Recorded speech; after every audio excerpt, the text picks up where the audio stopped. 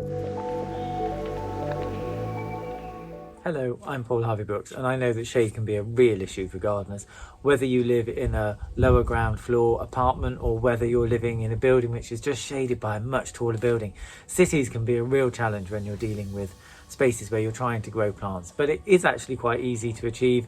I love shade. It's actually much easier to deal with than sun, and I'm going to share with you some of my top plants for planting in shade. And there are just some really simple rules to follow, and once you've done that, just like here in my own garden, you can have a wealth of plants that are a mix from shrubs, perennials, even to annuals, and they can be flowering all the year round, so there's no reason not to have a really beautiful space. And as an example, you can grow things like Persicaria, which I'll be showing you shortly, which is really good for shade, has really good foliage. Things like woodruff, which is a Scandinavian native plant which flowers in the spring, has these amazing green foliage which can be dried and eaten in stews, soups and casseroles, and even all the way through to alpine strawberries, which actually really thrive in shade. So let's look at my few favourite plants for shade and follow a few simple rules.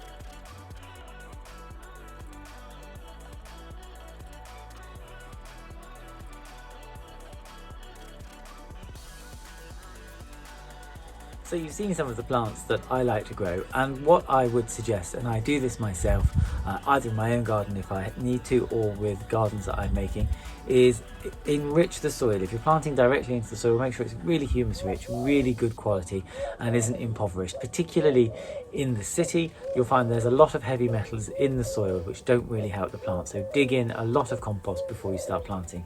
If you're growing in containers, the key is to make sure they're well watered.